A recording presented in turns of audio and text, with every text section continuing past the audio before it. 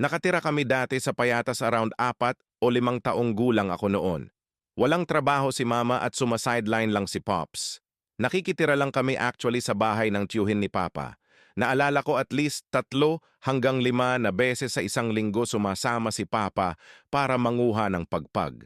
Madalas na inuuwi sa amin chicken at burger patty ng Jollibee or McDo.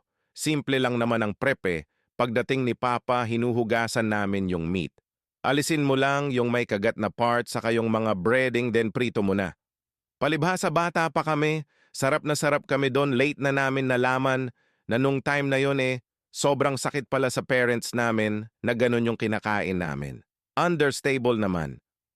Anyways, naalala ko pa nga noon, may nadala sila na lechon manok, as in kaunti palang bawas. Chinup yon, then niluto ulit.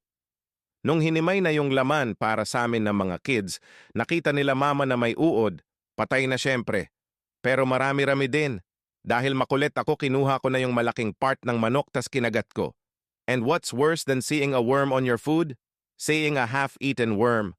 Well, di naman ako na ospital kahit nakakain ako ng uod. Fast forward, college na ko noon tas yung tito ko nag-work sa hotel, then isa siya sa head security, kaya yung mga tirang pagkain na dapat talaga itapon na, nakakapamili siya ng mga pwede pa na parts, tapos inuuwi niya para sa pets. At dahil ako naman nagpe-prepare noon, kumakain na rin ako, syempre malinis naman yun ako nagluto noon eh. I think malinis naman, hehe. Yun lang. Wala naman naging masamang epekto sa akin maliban sa may ekstrang kamay at bibig na ko, ha ha ha.